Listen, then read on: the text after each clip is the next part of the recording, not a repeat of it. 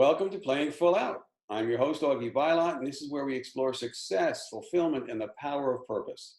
And each week, we visit with lots of different kinds of people who not only make money, but they make a difference.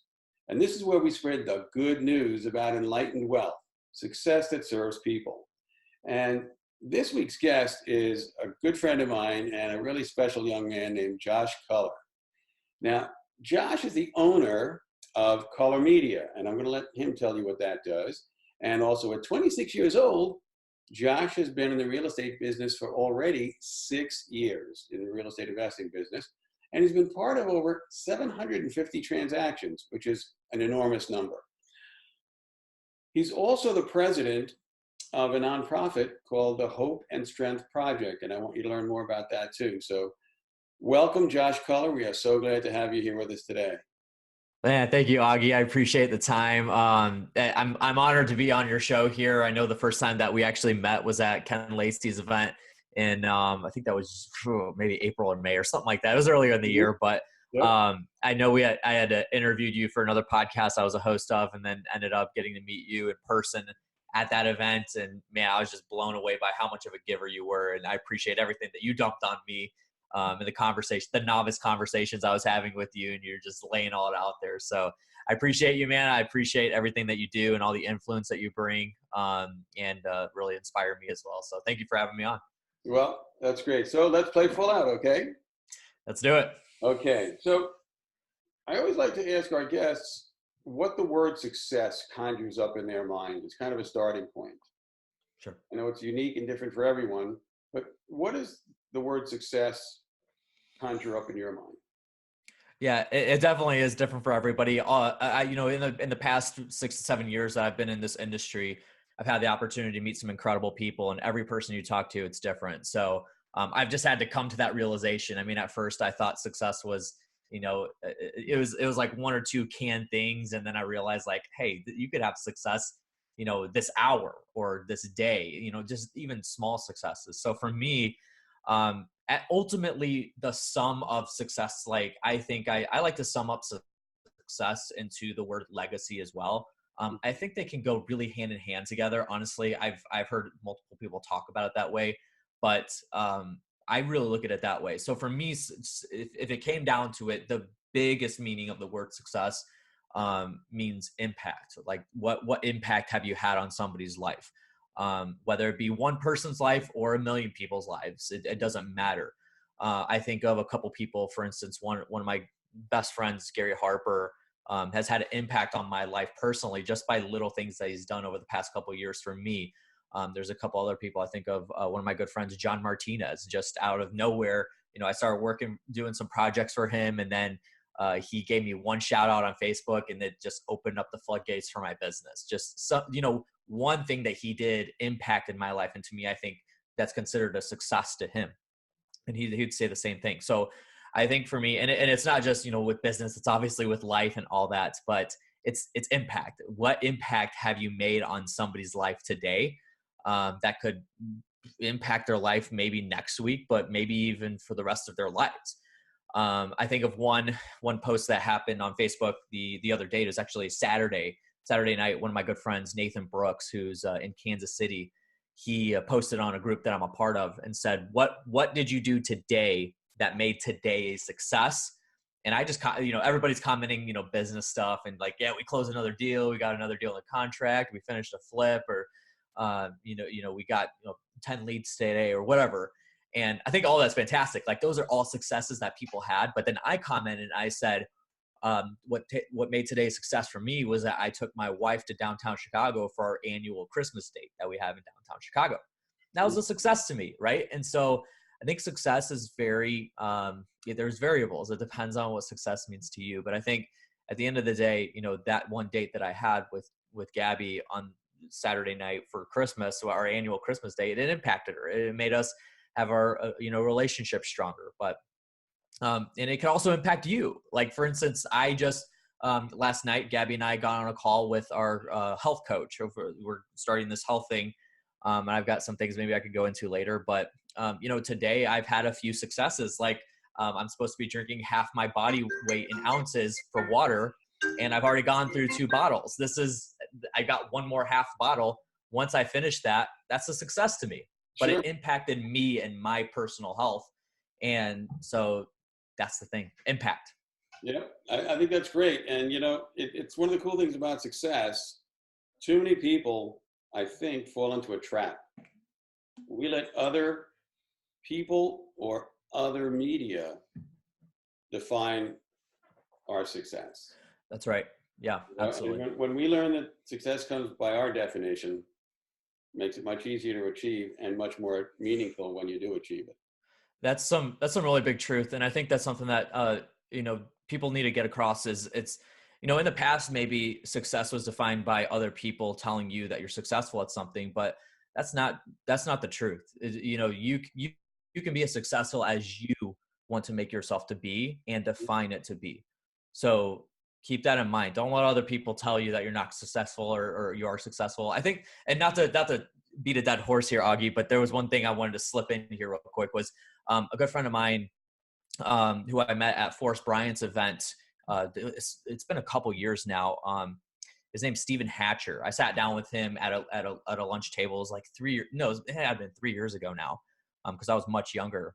And we were talking about some stuff, and I just brought up like, yeah, I'm not successful, Stephen. I'm 22 years old. I'm not successful. I've never done anything crazy in life. And he stops me like right there, and he's like, Josh, don't ever tell people that you're not successful. Don't ever tell, I don't care what level they're at, don't ever tell people you're not successful, because you've automatically turned that spigot off in your mind. And in your mind, you're telling yourself, I'm not successful, which makes other people realize that as well. Like, but the more, even again, a success can be something small, it could be something big. And that was the kind of the point that he was trying to get across to me is just, it's all in here. You It's all in bet. there. You bet. And it depends who you decide you want to rent that space out to. That's going to impact you That's more right. than anything Absolutely. else. So, Yes. in your case, what would you say is one of the biggest factors that's helped you to be successful? You've done real estate stuff, you've done media stuff, you're built a charity, or you're building it. And what would you say is one of your key components that has helped you achieve what you've achieved? Okay, so I guess this first point can be included in this one, but outside of trusting God every single day to guide me in the paths that He wants me to go on, and then trusting Him along that journey, whether it's good or bad things that happen. That's obviously number one. Making God the CEO of my life and my business, and trusting in Him to guide me wherever I'm going for this day, just this day. Every single day, I say that prayer. But included in that would be network. Like it's not about who you know, it's about who knows you and who you have a relationship with. I mentioned earlier Gary Harper and then John Martinez, and just the Mhm. impact that they've had, just like small little minute things that they've done, in just passing and just talking to somebody at, when they're at an event and someone says, hey, who do you know that does video? And then Gary Harper says, I got a guy. And then he just loops us in, and then one relationship could mean the difference in a business or in life or something like that. And so I think of, again, my personal trainer, Nick, who is going to get me and my wife back into shape, back into where we want to be, physically and health wise, because I've lost control of that.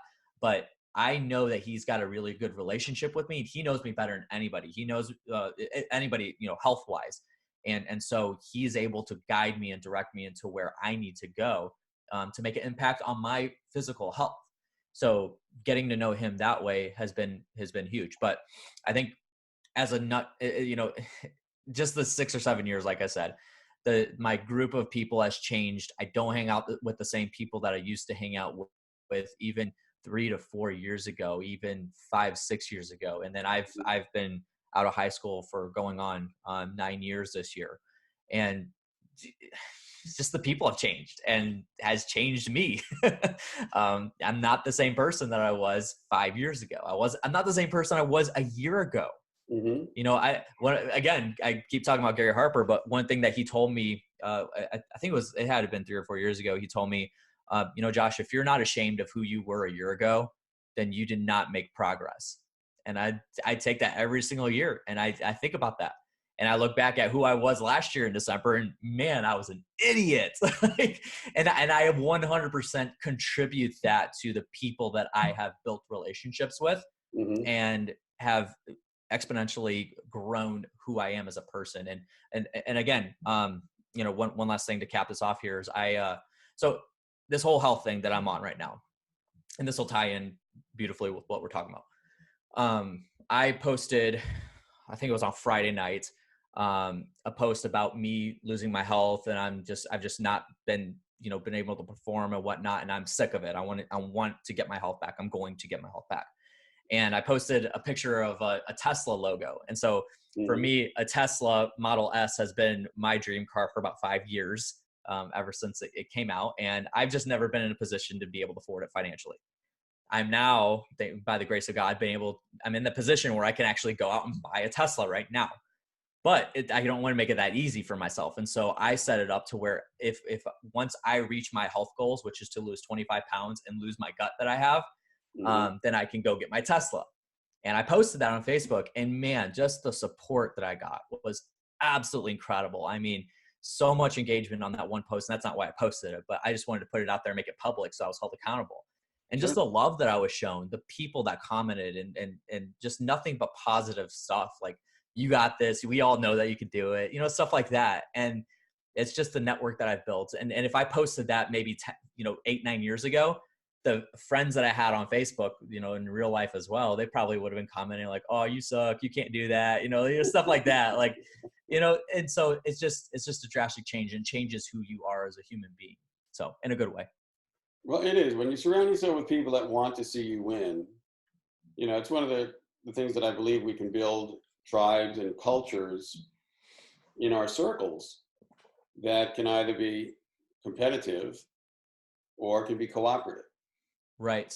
And Absolutely. cooperative just creates so much more. I know that early in my corporate career, it was win, lose, and that was it. There was no in between, and and it was no win-win. It was Yeah. win at all costs. And while I was successful by other people's definition, I never felt good about it. So I wasn't successful, even though I didn't at that point have a definition. When I Right. finally learned about, you know, creating situations of mutual benefit, everything turned around. Yeah. And then I was actually successful. Yeah. And one thing I like to add here is that you got to look at people as one or the other. They're either an anchor or they're an engine. One is going to like propel you and keep you going. The other one's going to drag you down and possibly stop you from the progress that you're making to your destination. Those anchors, you got to cut those lines. You got to saw off the chain that's holding that anchor, let it go so that those engines can propel you, because you can have both of them in your life. Mm-hmm. But if an anchor is dragging you down and an engine's trying to push you forward, it's just going to burn you out, right? Yeah. Because the engines are working in overdrive and that anchor is just weighing you down. And at some point you're going to just bust and be like, I don't want to talk to anybody. I don't like anybody in this world, because you're not making any progress. So cut those anchors, let those engines drive you to where you need to be. Yeah. Well, I know one of the things that helps people to be successful, you know, are habits, success habits. So can you tell me a little bit about your daily routine? And last time we talked, you had a daily routine, but I bet your daily routine is even a little different than it was not that long ago, since you've gone into this health focus. Yeah. Yeah. So here's the thing, Augie, is I am not going to lie to you. um, I've always been the person that I do believe in daily habits. I believe in morning routines, night routines. Over the past couple of months, and this is this is just something I'm going to be 100% honest and vulnerable with you guys about, that maybe you guys are going to hold me responsible for this. Over the past couple of months, I've been doing a ton of traveling. I mean, I'm traveling Mm-hmm. to 2 or 3 clients every single week. It's a lot. It's a lot to take on, and because of that, I have lost sight of, especially my morning routines. My night routines, those are pretty easy to do. I've set those up, and I still sleep good, even though I'm not doing my morning routines. But I think, for me, I've just not kept to my morning routines. And my morning routines used to be typically, waking up at 6 a.m., eating breakfast, cleaning up, eating breakfast. And then, I'll watch a show as I'm eating breakfast, something that's either funny or, get me in a good mood or something like that. I'll drink some tea. I will meditate, go exercise for half an hour to an hour, depending on my workout schedule at that point. Come back, get my goals set for the day. And going back to that meditation, that includes so it's a 10-minute meditation, but it's also 15 minutes with the Lord. So it's reading scripture and praying. And so I do that. And sometimes that spills over if I feel like I need to talk to him longer or whatever. So that's included in that. But that's typically what my day looks like. And then normally between 9 and 9:30, I've gotten started on my work. Now that's what it used to look like. Because I'm traveling so much, I'm in so many different time zones. I've not been able to find my sweet spot to be able to do that. Because sometimes I'll get into a client's location at midnight and I don't want to wake up at 6 a.m. because then I didn't get my sleep. And so this is why I've hired my health coach. It's not just for my physical and so it's not just for my fitness and my eating. It's also for my lifestyle. I need to figure this out. So maybe that's some encouragement to some of your listeners. If you are struggling with that, just find somebody that's going to help you. And that's what I did. And so Augie, just to be honest with you, that's what they used to look like, but they haven't looked that way for the past couple of months, which is why I'm getting help on that. But I believe in habits. I believe they're extremely important. And I believe my lack of habits for the past few months has got me to where my health is today, which is not good. So because my health was great when I had my habits in gear, and then it just stopped. So. Well, in the last, 6 or 8 months, you've started a new business. You've gone out on your own. You have, you said, I'm going to do this, and you've done it, and you're doing it. So that's kind of a monumental change. Yeah. And so getting back to some fundamental habits is crucial to maintaining the foundation that allowed you to launch your business. Absolutely. And tell us a little bit about, what Culler Media does and how you serve your clients. Sure, absolutely. So Culler Media has kind of been in existence for kind of just as a side hustle for the past 8 to 10 years. I was doing graphic design in high school for clients. I charged my first client when I was a junior in high school doing graphic design. That's kind of developed over time, and I've innovated the business very much. So March of this year, March 1 of this year, actually went full time into the business. I was getting enough clients to where I was working a full-time job, but I was also doing this on the side. I just got married in October, which was 5 months before that. And so I would work my 9 to 5, come home from 5 to midnight and work weekends and work holidays. And the wife was like, nope, one or the other. So talking to some mentors, prayed a lot about it. I'm the type of person that I will seek mentorship from, my mentors, but also from God, but I won't dwell on a decision. I'm very good at making snap decisions because I trust my gut, which I believe my gut equates to the Holy Spirit. So that's the way I look at it. So then I just made the decision to go full time. And so I came to that decision about 2 weeks after my wife approached me about that. And so I went full time into this. And, at first it was great. It is kind of, it kind of like went directly up. And then around June, July, I started losing some traction. And it was literally the smallest tweak. Again, Gary Harper. I talked to him as one of my mentors, one of my primary mentors, and he's like, dude, you need to do this and you need to do this. There was literally 2 things. I did those 2 things the same day that he told me about them. I was at a mastermind, one of his mastermind events. I stepped out of the room, made those 2 tweaks, and literally that same day I brought in like 3 clients, and then the rest of the week I was on phone calls, and it's just missiled from there. So it's been incredible. But what Culler Media specifically does is we do content production for people in the real estate investing industry. Like Augie mentioned earlier, I've been in the industry for about 6-7 years. I've been a part of many, many deals as a marketing director, and again working alongside with Gary Harper when we were together there. And so I know the industry. I know what works. I know what doesn't work. And so primarily, when you think of content production, you're thinking of video. So like, for instance, this podcast right here, this is a video podcast. This is probably going to go out on YouTube, Facebook, other platforms. It'll go out as an audio podcast. That's specifically what we do. We do that kind of production. So I'll go on site with active real estate investors, shoot, 25, 30 videos in a single day, for their acquisitions purposes or, Mhm. exit strategy purposes, whatever, about us videos, and then we'll produce those, send them back to them for their marketing purposes. I also do have clients that are what's called influencers. And so Augie being on this podcast right now, hosting this, he's considered an influencer. It's basically when you're teaching somebody to do something, whether it's through an actual service product, a course, educational course, or a mastermind that you have, that's an influencer.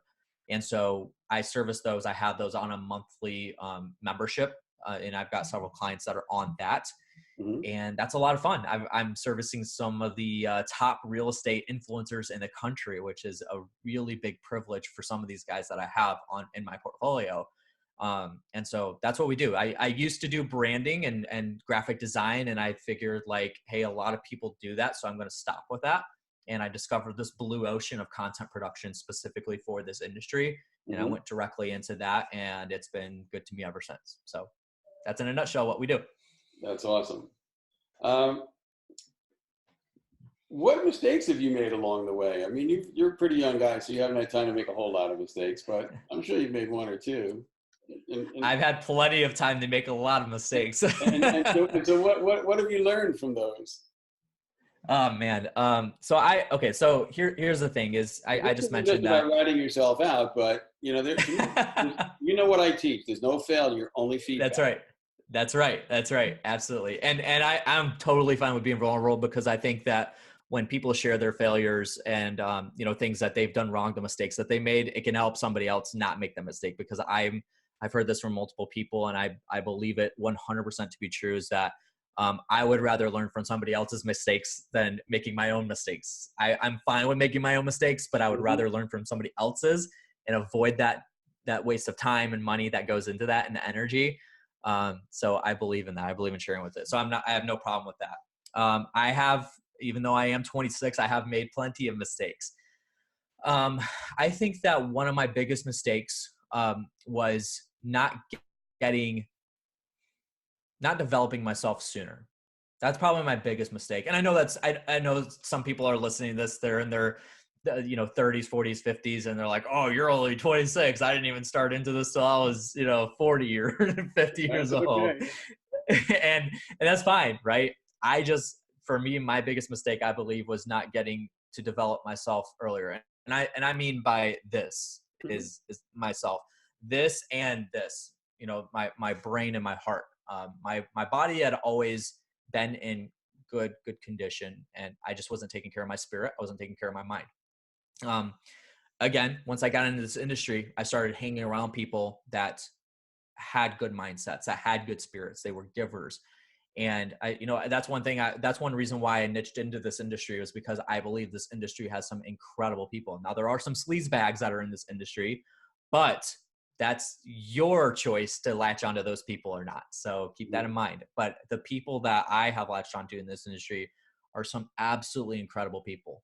But I think that the biggest mistake that I made was not working on myself. And that includes not networking. So I am naturally an introvert. I choose to be an extrovert. And Augie, I mean, in the conversations we've had, you may not, I don't know, you've been around the block, so maybe you realized it. But normally I tell people I'm a natural introvert, and they're like, no, there's no way. And that's because I choose to be, because I realized one of the biggest mistakes I was making when I was younger and getting started in this industry was that I wasn't talking to enough people. I wasn't building enough relationships. Mhm. And I know that if I was establishing and building those relationships earlier on, I would be light years ahead of where I'm at today. But I trust the process. I trust God. So I'm happy with that. I'm happy that I made those mistakes so that I can tell other people, get out of your shell, go network with people, meet more people. And then also for me, I think there's tons of mistakes, Augie. There's tons of mistakes, but I think one of the biggest mistakes was not learning from my mistakes.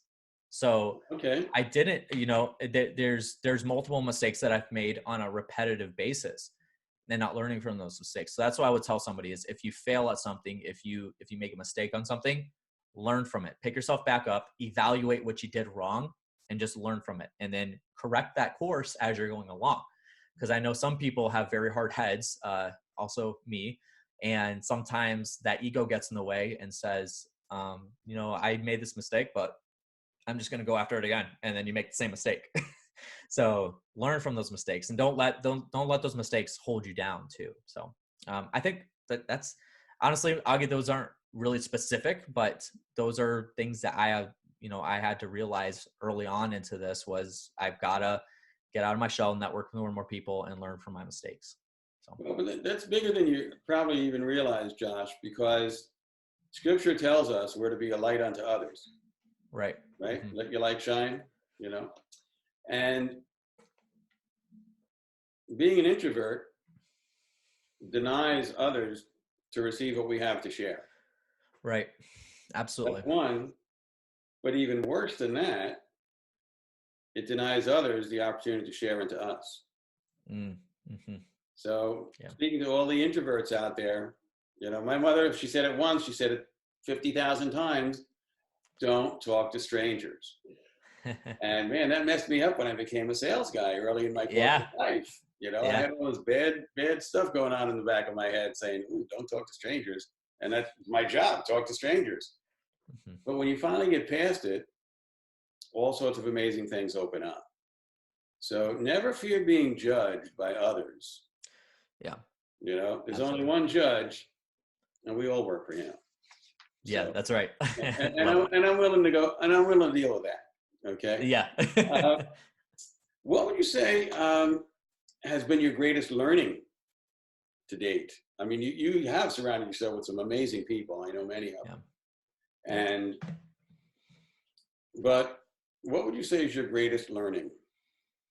Experience by far. There's okay. So outside of network, right? Because we've already talked about this. Right. I would say network and experience are by far those two things that there's no educational system period on the planet Earth that could substitute experience and your network. So I've already talked about network. So let me talk about experience real quick. I'm and this isn't going to apply to everybody that's listening to this. I am not a good student. I never was. And that's not something that I've told myself. It's something that I had to come to the realization that to be true. Growing up in school, the educational system wasn't for me. It just I did not get good grades. The only reason I ever passed classes and graduated and was able to stay on the basketball and baseball team was because I worked my butt off, because I learned work ethic from my dad. And I worked my butt off to study for tests, memorize what I needed to memorize, right? Our traditional school system, memorize everything that I needed to, and then do homework, get homework done. And those are the only two reasons why, just those two things were the only reasons why I've ever passed classes. Never stepped foot into a college classroom. And I've gotten to this place, and I'm nothing special. Again, I believe I'm successful in my own right in specific areas of my life, but I can honestly tell you that I am far ahead of probably 99.9% of my class that I graduated with. I mean, and many of them went to school, got bachelor's degrees. A couple of them got doctorates already at this age. And they're just not happy, and they're not happy where they're at. They're not enjoying what they're doing. They're not enjoying life. They're not able to travel the world like I am. And I believe that, again, making mistakes it's an experience. It's a learning curve, right? You got to learn from your mistakes, learn from your experiences. But I've had multiple young guys that I mentor, and so a good amount of them like to go into media. They would love to go into what I'm doing. And they always ask me, what's the best school to go to? And, they obviously don't know me enough because they know I don't do schooling. But I tell them, listen, there's no degree that can replace a portfolio or your experience. Out of the 250 plus real estate investors and clients that I've had, not a single one has ever asked me for my college degree. Every single one of them has asked me for samples and portfolios. I think you need to get experience. I think you need to get some sweatshirts made up. HKU, Hard Knocks University, baby. That's right. Yes, absolutely. Because absolutely. I know lots and lots of successful people, and even people with degrees frequently become very successful in something other than what they studied. Yeah. So, yeah, it's funny because with real estate investors, it seems to be a lot of people have these engineering degrees and engineering backgrounds. It's very interesting to me because, and it makes sense. They go into house flipping, and they're able to use those skills for that. But for me, it it has been hard knocks, but it's also, again, learning from other people's experiences, learning from other people's mistakes. I know that when I first sat down with you and had conversations with you, I was asking you about 401ks and, Roth IRAs and investing strategies, for, my size of income and my size of the amount of money that I have in my Roth right now, and that kind of thing. And I was learning from your experiences. And I could go to, and I host everything with Quest IRA. I could go to their events and sit down in their classrooms and learn and that kind of thing. But that's just not how I learn. I would not be able to retain that kind of information. I've got to have conversations with people, try it myself, and ask questions along the way. I think a lot of people get this misunderstanding, and we hear about it all the time. I don't remember what the exact term is, but they call it, event, life event people or whatever. They're always going to events for the rest of their life. They're never going to do a deal for the rest of their life, and they're just always going to go to events because it makes them feel good. It makes them feel like they're learning something. But for me, it's going to events doesn't help me a lot. There are times where I'm able to engage specifically when I'm being taught in front of the classroom, and it's really not because I'm a bad listener. I obviously listen very well. I've hosted like 300 podcast episodes. When I'm sitting across from dinner from somebody, I try to do the least amount of talking out of everybody and try to listen as much as possible. And I get that. Like, it's that format that I'm able to when I'm able to engage back and forth and ask questions. But when it's somebody it's a canned situation where it's a one size fits all scenario, that's not how I learn. And that, again, that's not going to apply to everybody, but experience is how I have learned, and from other people's experiences, and retain that and then ask questions along the way. That's been one of the biggest learning curves that I've ever had. My education system is experience. It's a great system. It predates the American education system. It was successful before, and it's still successful today. So, right. Now, besides, your strong faith background, I got to presume you've got some kind of role models out there. And, who might your role models be, and how do they help? I know you've talked about Gary a number of times. Yeah. He's been somebody that's been part of your life for a while now. Yeah. Yeah. Gary is definitely one of my top mentors, top people that I look up to. I reach out to him very often and ask him for, advice, and ask him for help on specific things. There's people that I go to for specific items. I go to my dad for, a handful of things that I know that he is very knowledgeable in. And I say, hey, Dad, what are some things that you could, do for me? And then speaking of my dad is by far probably my number one role model. And the reason being is because of the hard work ethic that he instilled in me growing up. There are, obviously we've talked about it multiple times. You could learn something from everybody that you come across. And there's multiple things that I have learned by observing.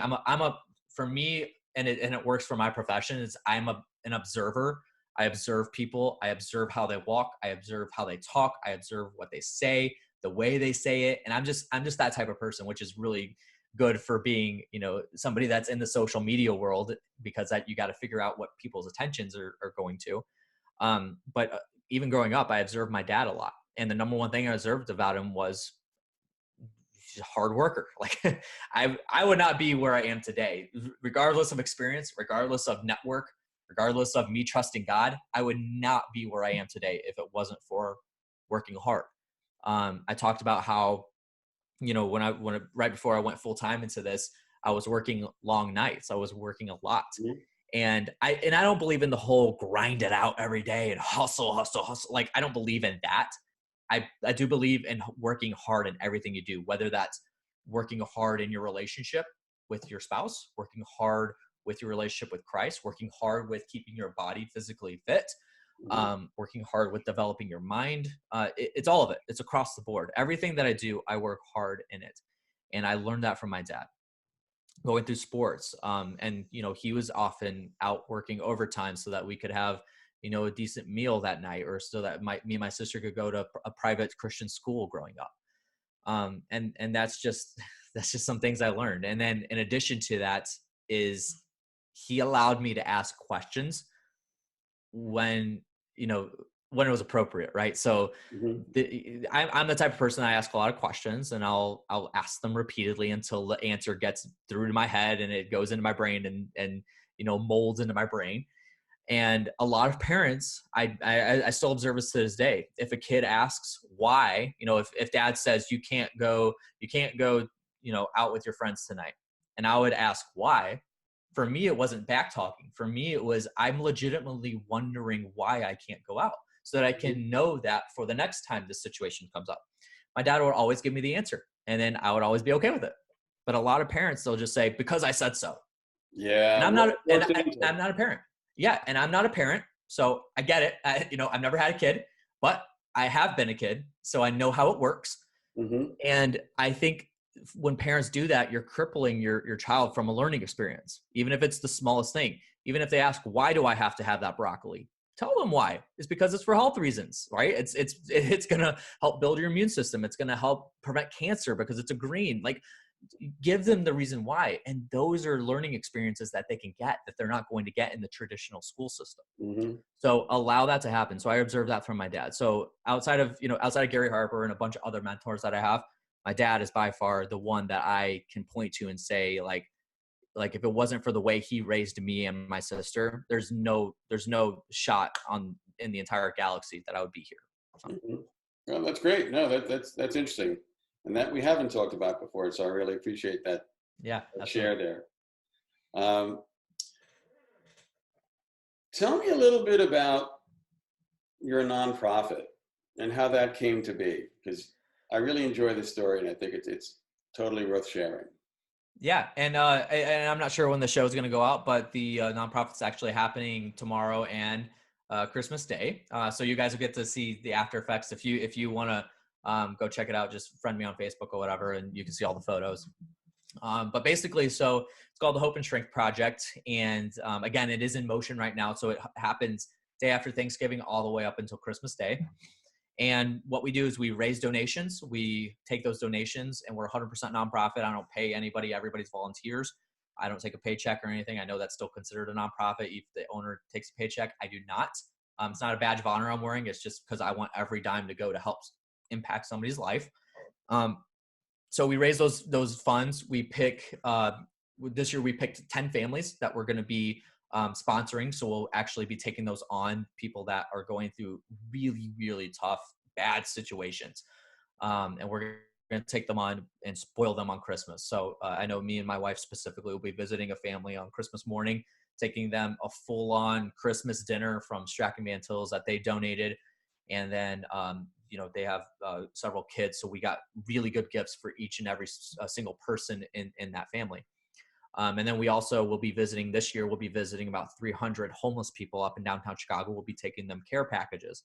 So that has like hats, gloves, scarves, snacks, hand warmers, water bottles, stuff that we take for granted. And then we Hmm. also have gospel tracts, and um, Bearing Precious Seeds sent us a bunch of gospels for us to be able to put into each of those packs. So it's planting a seed. And so we'll go out, we'll hand those boxes out, not just hand them out, but we'll treat these people like human beings and talk to them like they're a human being. It's be very surprising to you if you ever sat down with a homeless person, started talking to them, and then you said, "Hey, do you mind if we talk? Like, is this okay? Like, I don't want to, and I don't want to, indulge into anything that you don't want to, or talk about anything." And they'll always respond with, no, nobody ever talks to me.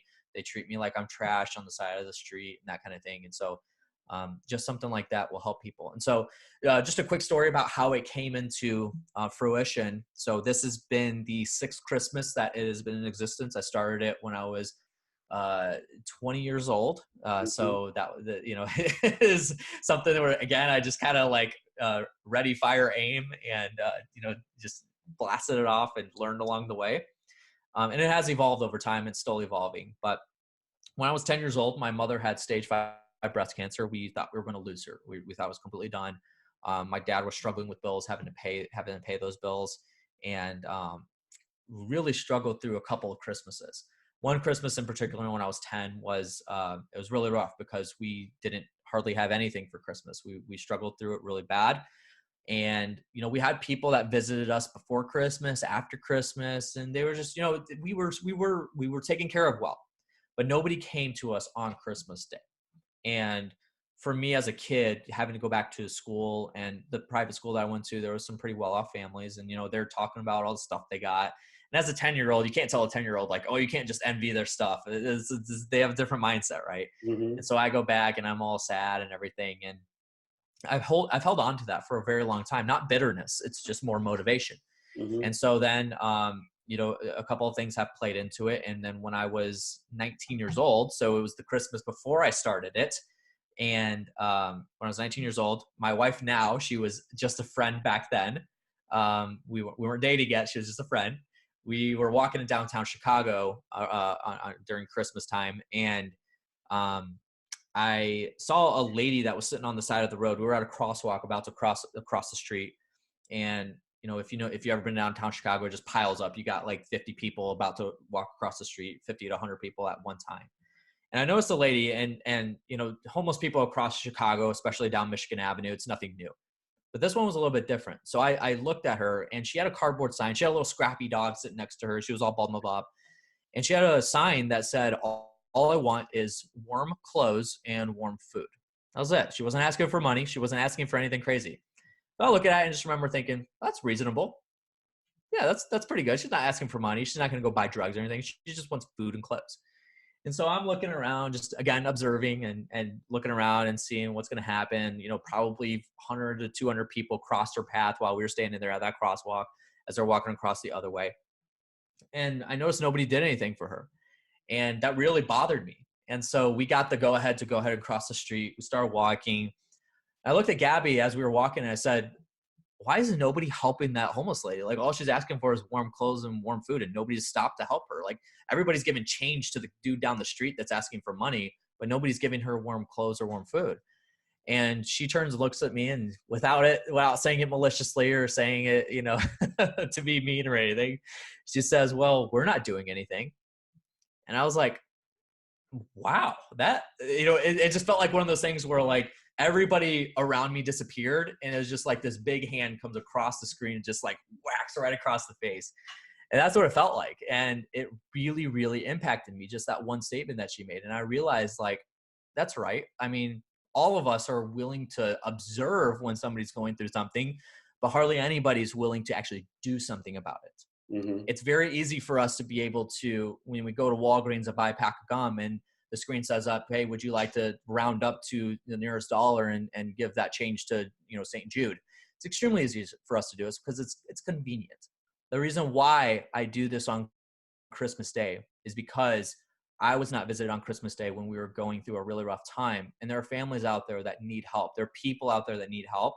And Christmas is that time that we're supposed to be selfless. It's been developed into this commercialized holiday event where it's just giving gifts all day long. We watch football, we eat, ham and turkey, and that's all we do. We're with the family all day.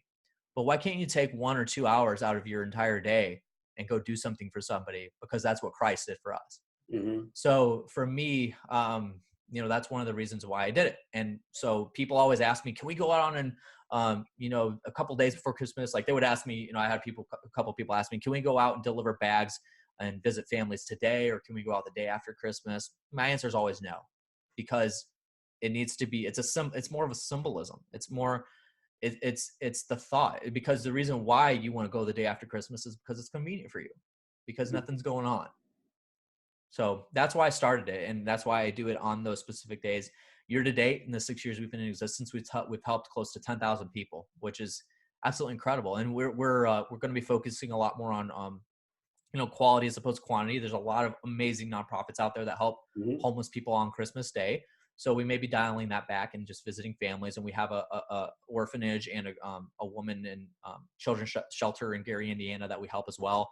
And so we'll probably be scaling back and focusing more on those and spoiling more people that way.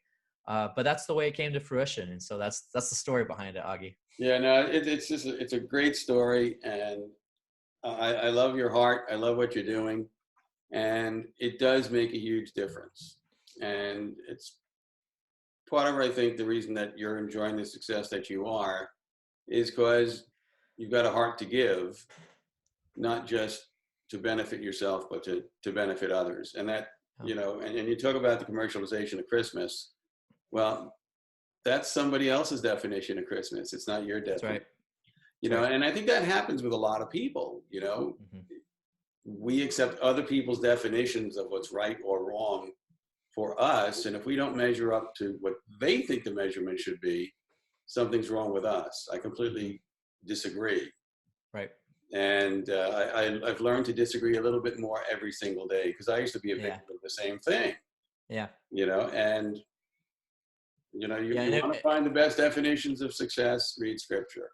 There's some really good ones. Oh, absolutely. About That's right. serving widows and orphans. Yeah. You know, about loving God and loving people. You do those. And then speaking, you become a rock star. Yeah. And so speaking of God and being a giver and taking care of people, I've had many people come to me and say, you know, we're handing these gift bags out and these gift boxes out to the homeless people. We're visiting these families, but I feel like we're just not doing anything. I feel like we're not making an impact on these people's lives. And my first response is always, who are you to decide if you're making an impact on somebody's life? It's not your responsibility. That's not your job. You've never been in that position or that situation. You don't know what it's like.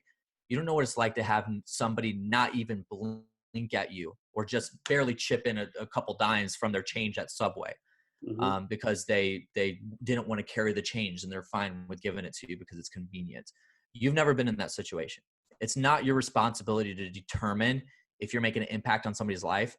And the thing is if God puts something on your heart to do it, you better do it. And don't ask questions. Don't ask, am I really impacting somebody's life by doing this small little minute thing? In your mind, it may be because you have a small mind. But then if you actually dial it back and look at the situation, you have no idea what you're doing for that person. So if God puts something in your heart, don't ask questions, just do it. It's not your responsibility to determine if that's going to help somebody or impact somebody's life. Leave that between God and the person that you're helping.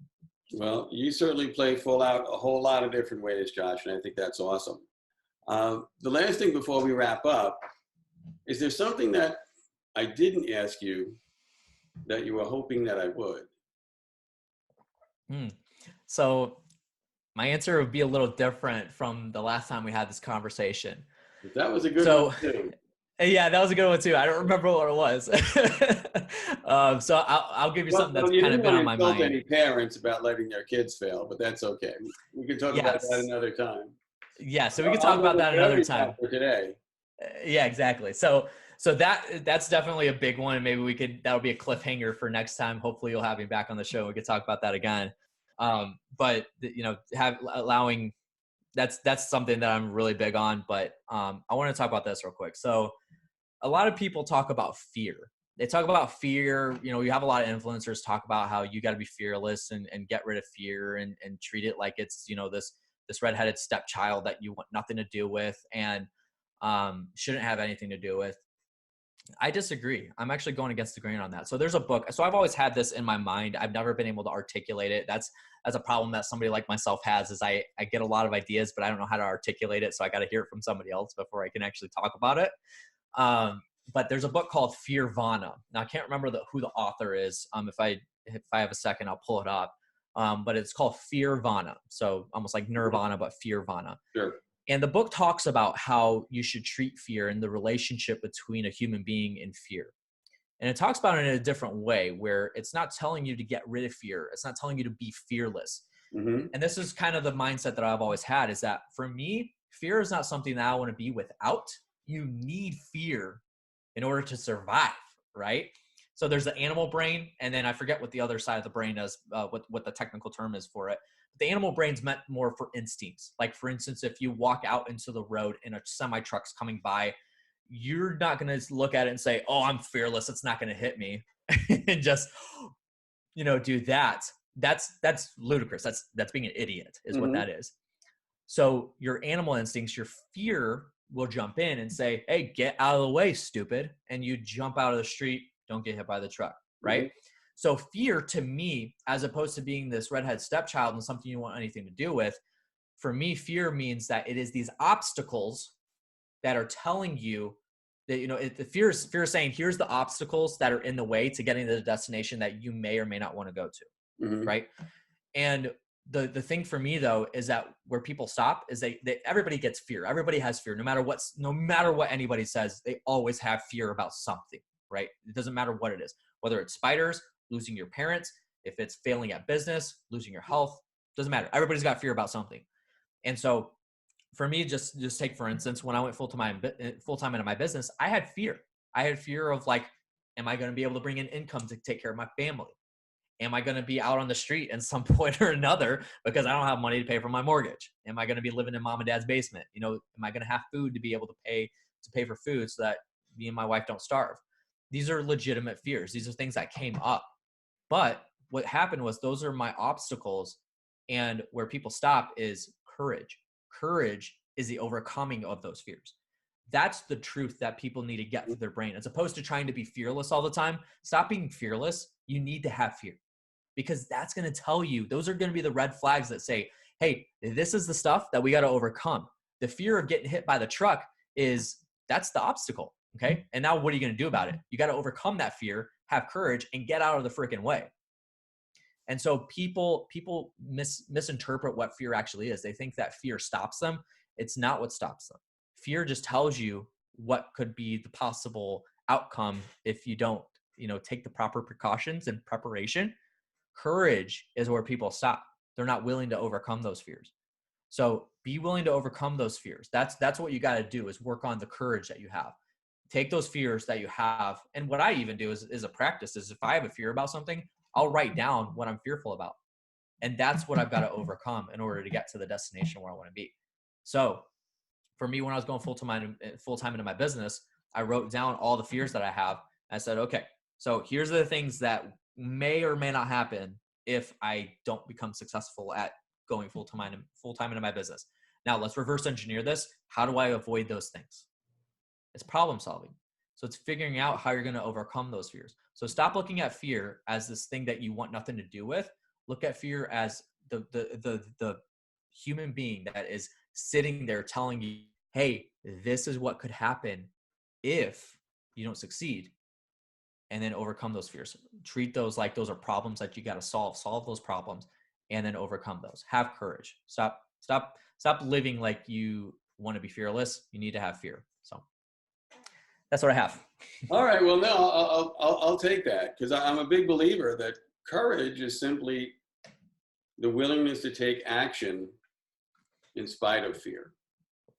Right. And then as you take on more and more action, the fear can actually diminish, because your action is showing you that what you thought you were afraid of did not have as large a consequence.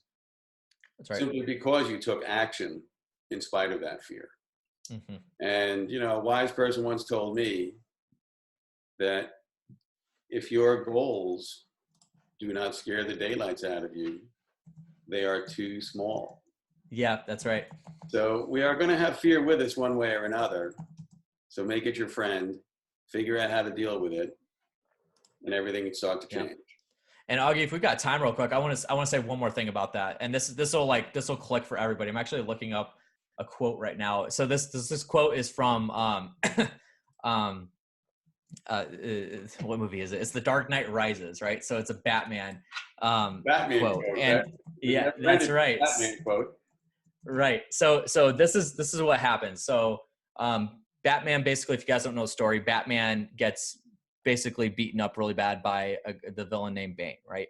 So that's the thing, is that he's got to overcome Bane. He's got to beat Bane in order to take Gotham City back. Bane throws him into this pit that's supposed to be a prison. And I understand, like, the more I'm talking about this, the more like novice it is, but it's going to make sense, guys, at the end. So just listen.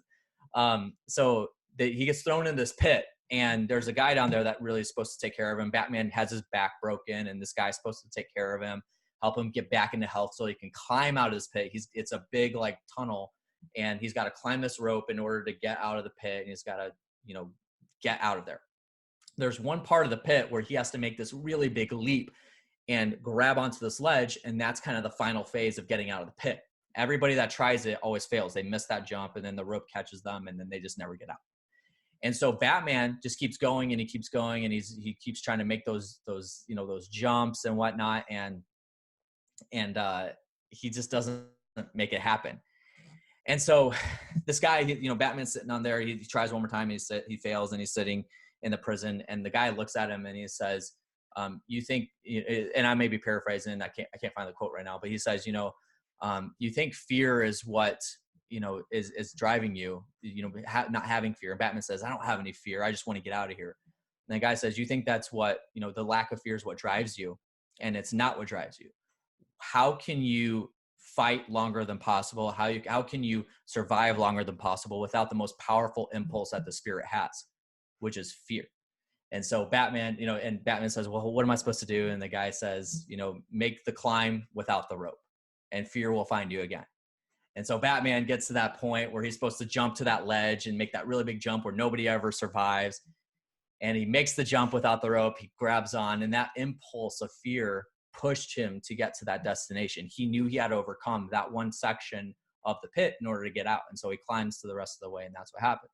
And that's the way you got to look at it is, if you get mugged in the middle of the street, fear is that impulse. It's that impulse to say, hey, I've got a problem here. I've got to overcome this problem. And then it makes you fight harder and get out of there. And so it's the same thing with business. It's the same thing with life. If you want to overcome something, fear, for me, for my health, my fear is that I have a heart attack someday. I just had an uncle that had a heart attack because he was overweight. And that's my fear. It's like, that's the impulse that I'm going to have to get my health back. Mm-hmm. And so stop trying to get rid of it. It's an impulse of the spirit, and it's going to get you. It's going to drive you. Acknowledge that and overcome the fear. So I'm done, Augie. That's all I got. Well, that's cool. Well, we've been talking today with Josh Culler on playing full out, and Josh plays full out in his business, in his faith life, in his family life. And he is not without fear, but he is definitely not without courage either. He does some great work in his professional life, and he does amazing stuff in his community. So I want to say thank you, Josh, for being with us today.